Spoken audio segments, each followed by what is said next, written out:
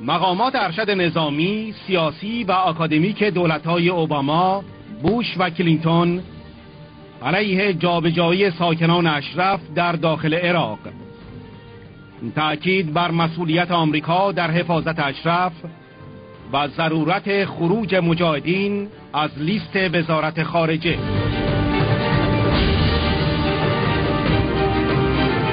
هوارد رئیس حزب دموکرات 2004-2009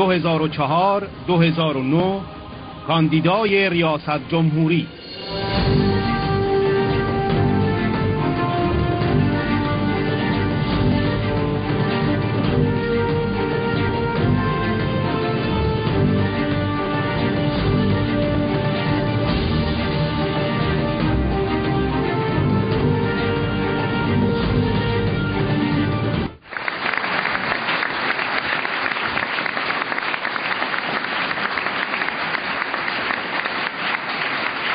I just do want to say two thank yous before I start. The first is to the leadership of this organization, which has worked so incredibly hard to save 3,400 unarmed people in Ashraf and to stand up for what's right in their own country. So I want to thank all of you who have put all these together. I don't know what number of this is the one I've done, and we will free the people of Ashraf, and we will free Iran from the tyranny of the mullahs when this happens.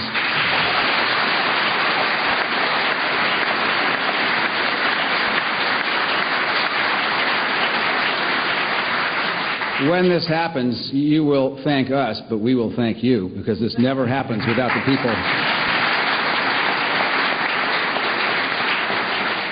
The United States cannot stand up for people who won't stand up for themselves, and you have stood up for yourselves, and we intend to support you in doing that.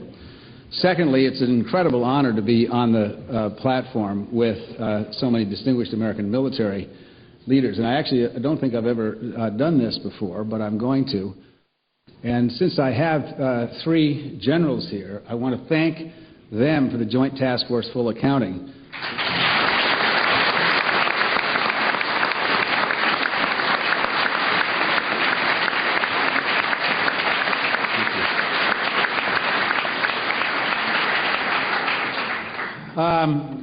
Mitchell said when we started that there had been some progress, and there has been progress, and there's also been setbacks. The biggest setback since the massacre on April 8th has been the clock, because the clock continues to tick, and as of January 1st, it looks like our troops will be out of Iraq, and we cannot trust the word of Prime Minister Maliki. We cannot trust the Iraqis to keep their word in terms of the promises that they made to the people of Ashraf and to the United States of America. And I deeply regret that the American people have lost over 5,000 brave troops and many, many more than that severely injured, only to see in power a puppet of one of the most dangerous regimes on the face of the earth, which is the Iranian government. We can do better than this. We did not die. We do not want to have our folks die in vain. We will not put up with what Prime Minister Maliki is representing in the government of Iraq. I was delighted to see the Spanish judge announce that he was going to investigate Prime Minister Maliki as soon as he stepped down, which judge is now announced that he will investigate Prime Minister Maliki as a war criminal. I was delighted to see that Wes Clark has said, and then was quoted in the testimony before the Rohrabacher subcommittee, that he knows a war crime when he sees it, and what happened at Camp Ashraf was a war crime. But what looms in front of us is a far bigger war crime. That there can be no assurance by the Iraqi government that would have the credibility that we could rely on, or that the people of Ashraf could rely on. What are the reasons for keeping the MEK in the terrorist list? In 2006, when we disarmed the members of the MEK in Ashraf, we gave our commander on the ground gave a signed piece of paper to every single resident of Ashraf, saying that the United States would protect them. We did not say we will protect you until the Iraqis take over, we will protect you until Maliki takes over, or if he changes his mind, then we reserve the... We said that we would protect them. That is the word of the United States of America.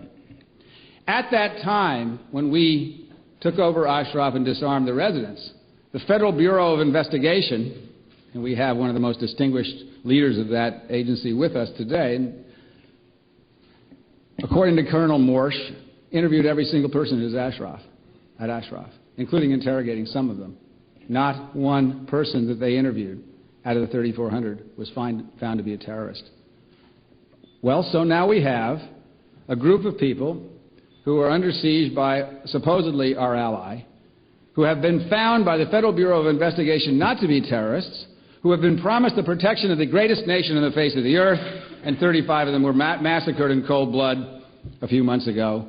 These people are not terrorists. And this is not a rhetorical game. You see in the paper the pro-Iranian lobby is saying, well, they're a cult and they this and they that. Well, first of all, I don't believe that's true, but even if it were, so does that justify the murder in cold blood of people who are under American protection? I think not. Let's stop the name-calling and the foolishness and look at this for what it is. This is genocide, and we will not have it.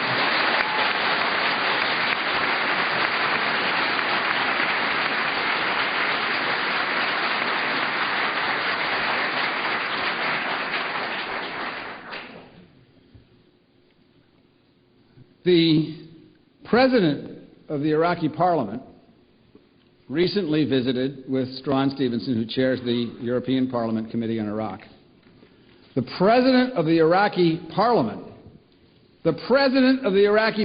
and his delegation said that it was an extraordinarily foolish idea to move the people from Ashraf to another location inside Iraq.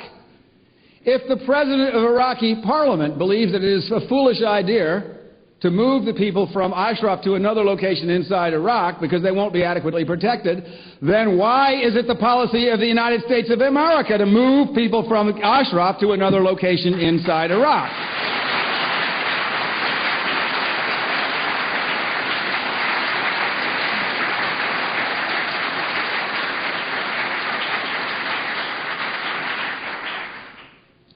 The American proposal is harming the chances of getting these unarmed civilians out of Iraq alive, because the Europeans are now interested in a process where folks from Ashraf could go back. As you know, many of the people in Ashraf grew up in European countries, sometimes at some point were citizens of not only European countries, but of America.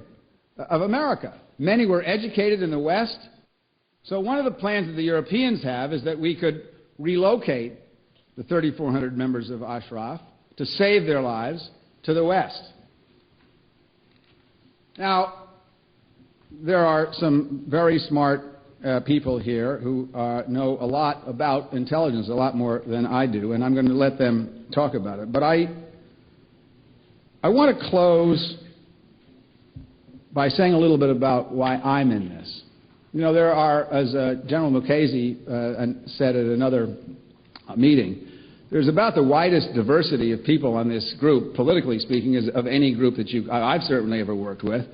It's actually been a pleasure for me to actually get to know Republicans as people. I had a job which was trying to get rid of as many people as I could, get them out of office. We're not talking about the Iraqi way of doing it. And so it's been a great opportunity for me to get to reach across the aisle and get to know people and respect them, even though, of course, my job was to get them out of office as soon as I could for 4 years. And I think the thing that brings us together is that we believe in America. But I'm doing this because I'm an American. And what makes this, I don't believe an American is necessarily a better person than an Iranian or an African or a Hispanic or from South America or any. But I do believe the founding documents in the United States makes us an exceptional country in this way. If you look at the Constitution and the Declaration of Independence, all those years ago, we established ourselves as not only a nation of laws, but a nation of hope. That we hope for something better for ourselves than what we had left. That we had a more positive view of human beings than what was currently available in the world of the late 1770s. And that we would stand not just for individual freedoms, but for hope for opportunity, and most importantly, which is frequently forgotten today, individual responsibilities to each other, to recognize the extraordinary human potential that was available. That's the greatness of America. This is a moment to decide whether we are or are not still a great nation. We are in this for the people of Ashraf, not because we want to overthrow the Iranian government, although that would be a very good idea. We are in this for the people of Ashraf because, as General Shelton said, we gave our word. We stand up for those who are trying to stand up for themselves but don't have the means to do this. We risk being the Dutch at Srebrenica instead of being the Americans in the Balkans. We cannot give up our legacy of standing for a free people who are willing to stand for themselves, especially for those who do not have the ability right now to stand for themselves. We have to do this not for the people of Ashraf, not for the Iranian-American community. We have to do this so that the United States of America remains a great country dedicated to freedom, opportunity, and personal responsibility. Thank you very much.